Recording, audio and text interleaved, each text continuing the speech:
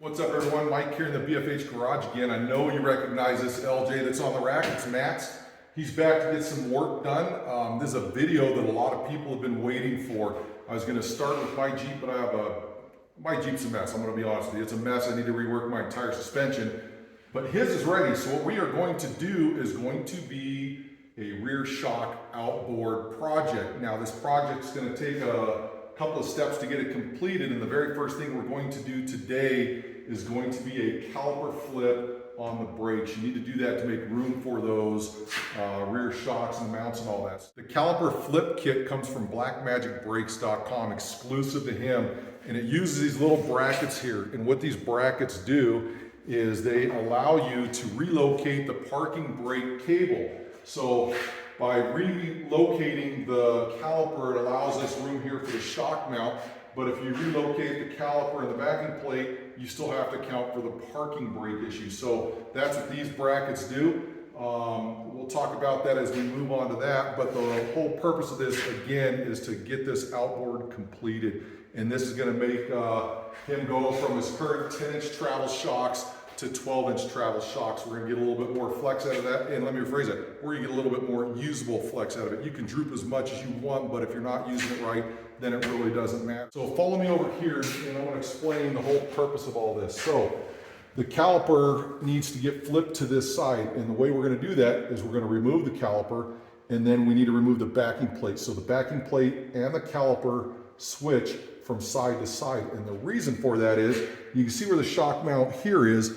When we go to put the outboard in, that shock mount's going to be way over here, and it starts interfering with some of this when you get to that full flex on this side. So you want to make sure that you get this out of the way, you have all the travel you need without running into things. As you can see, the parking brake comes in from this angle here, so when we flip it, we have to find a way to make it work a little bit differently, and that's what that bracket is for, or what that kit is for. And you'll see when it's all done. It's a pretty slick setup, highly recommend it, and let's get started. So digging into this project, we need to remove the brakes on both sides. We need to move the rotors from both sides. And then we need to remove that parking brake. And there's a little trick to that. So let me show you here what I'm talking about. First thing we're going to do is remove these brake caliper bolts. And then we're going to get this, this caliper off. Of course, that's going to be just a little bit of a pressure there to get it coming off. Now be careful because you don't want to lose your pads there. Let's take your brake caliper, hang it up out of the way. For now, this caliper is going to come off, but for right now I just want to get it out of the way. I'm going to get this rotor off.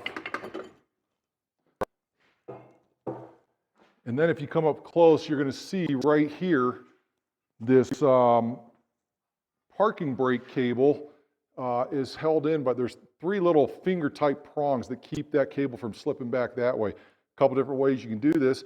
You can use a worm drive clamp to squeeze it together. Make sure you leave yourself a little bit of room there for it to get started to come out, or you can fight it with a screwdriver. I'm getting pretty good at that, so I'll probably end up just going that route there, but then we can get that out. But we still have to get it detached from here, so there's a lot of work to do. And we need to do both sides at the same time because this backing plate has to come completely off and go to the other side. So that's part of this whole process is that everything's got to completely flip. So let's get the rest of that stuff off. So as you can see here, the parking brake has those three fingers. I tried the little clamp trick. I started struggling with it. I put a screwdriver in there. One of the tabs is already lined up with the opening there, so I just had to get the other two, and it comes out fairly easily. The trick part is you got to pull this spring that way while you're pulling your cable back this way until you expose the cable wire in there, and then you slide the wire right through the little slot there. Once you get it to here, then you can see how it's connected to the parking brake lever, and then you just got to work it off from there.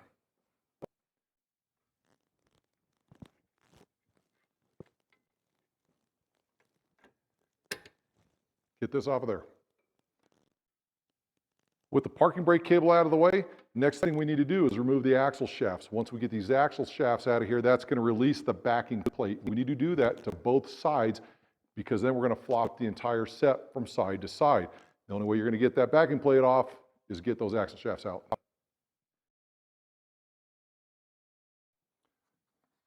Once you get the 4 retaining nuts off, pull your shaft out. You know, you're going to have some gear oil come out. That's fine and dandy. Try to keep from getting it onto your parking brake pads. Get that cleaned up. And once you have those 4 out, this backing plate comes off as one piece.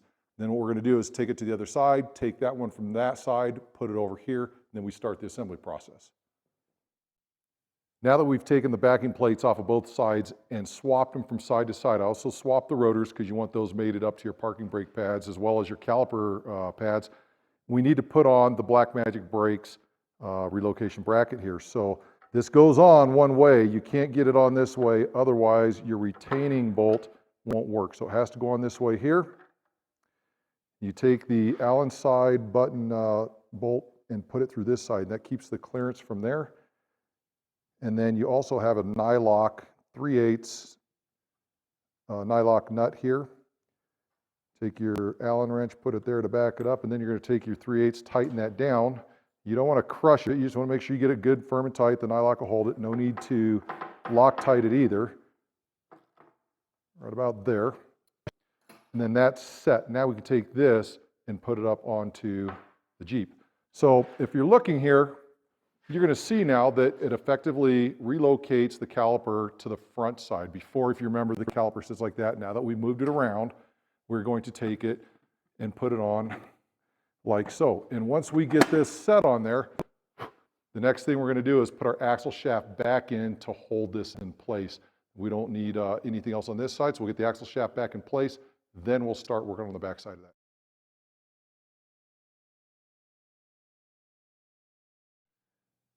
As you can see, we have the backing plate mounted to the axle now, and your parking brake cable is now going to come in from this side through the new bracket mount. The problem with that is when you go to apply your parking brake now, you can see how that's going to interfere with your brake line bracket. So what you want to do is you want to get a 10mm wrench, and you're going to pull this bolt out, and then we're going to need to clock this kind of in a clockwise manner. But to do that, you have to take the little tab here. It's an indexing tab that fits into the coil bucket. You need to either cut that off or flatten it out. And that's a far easier job if you don't have your backing plate on already. So if you back this up, take this off, or before you put it on, you can take a punch, put it right there, and it'll flatten that tab out. And what that's going to let you do is rotate that this way, and then that will stay clear of the new parking brake motion. So make sure you get that done. The next thing we want to do is take the cable, feed it through the bracket, get it through here, and I'm going to show you how to do that next. So you can see I relocated this, or not relocated, I rotated it, and now it stays clean out of the way of that. So that's what we want. Now your parking brake cable is going to go through the Blackmagic Brakes bracket there and through this. And there's another piece that goes through here, but the first thing I want to do is clean that out, get all that junk out of there, so that way there's no interference issues as we're fitting that inside. So you want to take your parking brake cable now, and this is kind of a pain in the butt because you have to separate the spring from the cable again. And it can be a little bit of a struggle, but you want to either get a screwdriver or something else to pull the spring back this way as you're pulling the cable back that way so you can fit it through the slot.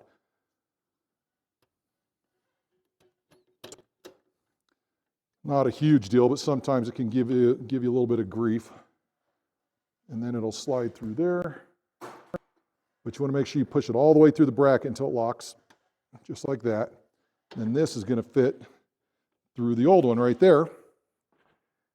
And then the next part is this piece right here. So if you look up close to this piece here, it's got the slot. It'll fit right through that. And then once you get it through, your little clevis pin will go through there. You take a cotter pin on the other side, and you're good to go. So as you put this through there, the fitting is kind of temperamental. You're going to have to work at it just a little bit. And then eventually you can get it set the rest of the way right there. And then I need this pin here. Let me see if I have enough clearance yet. Ouch. Watch out for the track bar bracket to the forehead. Here we go again. So you just got to work this in. So once you play around with that, you get that clevis in. You're going to take your cotter pin to this side.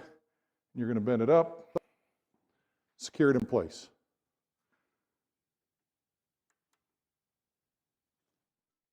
So now we're at the point where we need to take calipers and flip those side to side. Before you do that, make sure that you have replacement banjo washers. You can't reuse these unless you heat them up and anneal them, and it's a big pain in the butt. It's just better to have the right ones on hand. You don't have to worry about that. I've already broken this one loose, so I'm going to undo this. And understand you're going to have a lot of fluid coming out. So that's just part of the game here, but we'll get this off. We'll swap the other caliper on with the new washers. And then we'll tighten her back up. So get your banjo washers, one on each side. Remember, now you need to take this brake line, you're going to flip it over this side, and we need to make sure we line it up appropriately with the caliper. So I'm going to try to get this started first, and then we're going to get it over the rest of the way. You know, if you get brake fluid on your pad, you're going to have to take some brake clean and get those cleaned up. But this isn't exactly a clean job. Let's take our rotor, put it on. Now the thing you're going to notice is that these parking brakes are going to fill a lot tighter already, and it's just the nature of the beast, the way this cable rides, so something to think about. So now, hence caliper flip. Remember, we put the brake line on according to the flip, so here we are with that. I went ahead and cleaned up the brake pads on this one with some brake clean because it did get a little bit of brake fluid on there. And now we are going to set that in place. Get our caliper bracket, our caliper bolts, get those in. Very light torque on these. These only go to 11 foot-pounds, which is hardly anything. You do that by hand, but just don't over tighten them, otherwise you're going to strip it out.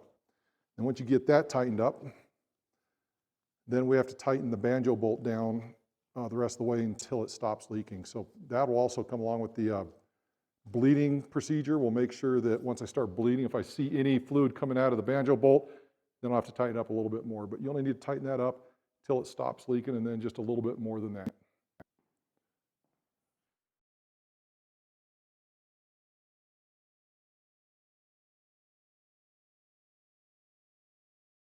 As you can see, this caliper flip is pretty slick, and what that does, this opens up all the room down here to outboard this shock from the frame down to here. We can move that shock mount down to this side.